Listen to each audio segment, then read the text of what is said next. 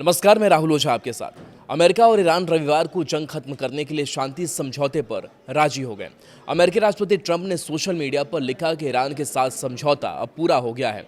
वहीं ईरान ने बयान जारी कर कहा कि अमेरिका के साथ कई महीनों तक चली लंबी और मुश्किल बातचीत के बाद दोनों देशों ने एक डील यानी कि एमओयू को अंतिम रूप दे दिया है। ट्रंप ने कहा कि इस समझौते के तहत हॉर्मुज स्ट्रेट को फिर से खोला जाएगा। उन्होंने ईरानी बंदरगाहों पर लगी अमेरिकी नौसैनिक नाकेबंदी को तुरंत हटाने की मंजूरी दे दी है। ट्रंप ने अपने पोस्ट में लिखा, दुनिया के जहाज़ों अपने इंजन चालू कर लो, तेल को बहने दो। पाकिस्तान के प्रधानमंत्री शहबाज शरीफ ने कहा कि दोनों देश पीस डील पर 19 जून को स्विट्जरलैंड के जिनेवा में दस्तखत करेंगे। अगर ऐसा होता है तो यह 47 साल में तेहरान और वाशिंगटन के बीच हाई लेवल की बैठक होगी। ईरान अमेरिका के बीच हुए समझौते का पूरा दस्तावेज अभी जारी नहीं किया गया है। हालांकि ईरानी मीडिया के मुताबिक दोनों देशों के बीच हुए समझौते ज्ञापन यानी कि एमओयू में कुछ अहम बातें शामिल हैं। इनमें युद्ध और सैन्य कार्रवाई रोकना, हॉर्मुज स्ट्रेट को फिर से खोलना, अमेरिकी नौसैनिक नाकेबंदी हटाना, ईरान के कुछ फ्रीज्ड फंड जारी करना, परमाणु कार्यक्रम और प्रतिबंधों पर अगले 60 दिनों की बातचीत का ढांचा तय करना शामिल है। ईरान के उप विदेश मंत्री काजेम ने कहा कि एमओयू पर हस्ताक्षर होने के बाद शुरू होने वाली 60 दिन की अमेरिका ईरान की बातचीत इस बात पर निर्भर करेगी कि अमेरिका पहले अपने 3 वादे पूरे करता है या नहीं। गरीबाबादी के मुताबिक अमेरिका को 3 कदम उठाने होंगे। पहला, नौसैनिक नाकेबंदी खत्म करना, दूसरा, युद्ध और सभी सैन्य कार्रवाई को रोकना और तीसरा, ईरान के फ्रीज्ड फंड जारी करना। पाकिस्तानी पीएम ने सबसे पहले सीज फायर समझौते का ऐलान किया। उन्होंने कहा कि लेबनान समेत सभी मोर्चों पर सैन्य कार्रवाई तुरंत और हमेशा के लिए रोकने पर सहमति जताई है। ट्रंप ने लेबनान के बेरूत पर हुए इजरायली हमले की आलोचना की है। उन्होंने कहा कि यह हमला ऐसे समय हुआ जब अमेरिका और ईरान के बीच संभावित शांति समझौता बेहद करीब है। ट्रंप ने कहा था कि लेबनान पर इजरायली हमलों की वजह से ईरान के साथ पीस डील की साइनिंग कुछ घंटों के लिए टल गई। ओमान के तट के पास संकट में फंसे भारतीय ध्वज वाले जहाज एमएसवी विराट 1 के सभी 14 भारतीय क्रू मेंबरों को सुरक्षित बचा लिया गया है। मस्कट में भारतीय दूतावास ने रविवार को बताया था कि रेस्क्यू ऑपरेशन सफलतापूर्वक पूरा हो गया है। अमेरिका के साथ संभावित समझौते को लेकर ईरान में विरोध तेज हो गया है। कट्टरपंथी गुटों, रूढ़िवादी नेताओं और सरकारी मीडिया के कुछ वर्गों का कहना है कि यह समझौता ईरान के लिए झुकने जैसा कदम होगा और इससे युद्ध के दौरान हासिल फायदे कमजोर पड़ जाएंगे। ईरान का परमाणु कार्यक्रम कई दशकों से अंतर्राष्ट्रीय राजनीति का बड़ा मुद्दा रहा है। ईरान लगातार दावा करता रहा कि उसका परमाणु कार्यक्रम पूरी तरह शांतिपूर्ण है और इसका मकसद बिजली उत्पादन के अलावा ज़रूरी नागरिक ज़रूरतें हैं। लेकिन अमेरिका और इजराइल इस दावे को नहीं मानते। उनका कहना है कि ईरान परमाणु हथियार बनाने की क्षमता विकसित करने की कोशिश कर रहा है। 2015 में हुए परमाणु समझौते के तहत ईरान ने यूरेनियम संवर्धन का स्तर 3.67% तक सीमित रखने के पर सहमति दी थी।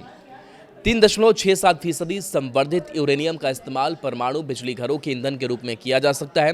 परमाणु हथियार बनाने के लिए आमतौर पर 90% या उससे अधिक संवर्धित यूरेनियम की ज़रूरत होती है।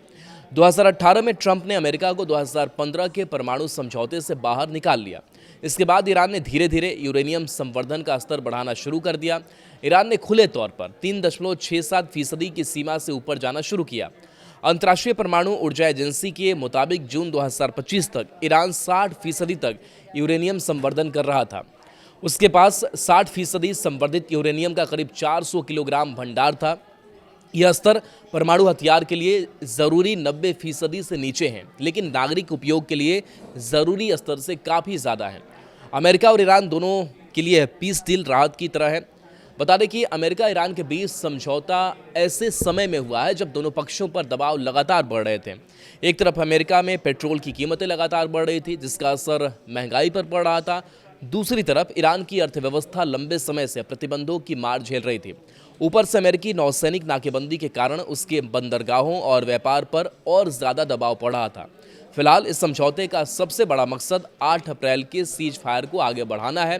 प्रस्तावित समझौते के तहत अगले 60 दिनों तक दोनों पक्ष किसी तरह की सैन्य कार्रवाई नहीं करेंगे। अमेरिका अपनी नौसैनिक नाकेबंदी हटाएगा, जबकि ईरान हॉर्मुज स्ट्रेट पर अपना कंट्रोल ढीला करेगा और दोनों पक्ष आगे बातचीत जारी रखेंगे। हालांकि इस समझौते का पूरा दस्तावेज अभी सामने नहीं आया है। अब तक जो जानकारी मिली है उससे लगता है कि समझौता उन मुद्दों का अंतिम समाधान नहीं करता जिनकी वजह से ट्रंप ने ईरान पर हमला करने का फैसला किया था या जिनके कारण ईरान ने जवाबी कार्रवाई की थी। दोनों पक्ष अपनी अपनी जनता के सामने इसे जीत के रूप में पेश करना चाहते हैं। इसके लिए ट्रंप को ऐसा समझौता चाहिए जिसमें ईरान कम से कम 20 वर्षों तक परमाणु संवर्धन यानी कि यूरेनियम इनरिचमेंट न करने की गारंटी दे। वहीं ईरान की सबसे बड़ी मांग व्यापक प्रतिबंध राहत और विदेशों में फंसे अरबों डॉलर के तेल राजस्व तक पहुंच हासिल करना है। इजरायल ने अब तक अमेरिका ईरान के बीच हुए समझौते पर कोई प्रतिक्रिया नहीं दी है। बता दें कि अधिकारी इस डील को लेकर बहुत चिंतित भी हैं। इजरायल ने अमेरिका के साथ मिलकर युद्ध शुरू किया था, लेकिन समझौते पर हुई बातचीत में उसे शामिल नहीं किया गया। यही वजह है कि समझौते की कई शर्तों को लेकर इजरायल असहज माना जा रहा है। रिपोर्ट्स बताते हैं कि इस समझौते में शामिल प्रावधान उन प्रमुख मकसदों को पूरा नहीं करते जिन्हें अमेरिका और इजरायल ने युद्ध शुरू करते समय तय किया था।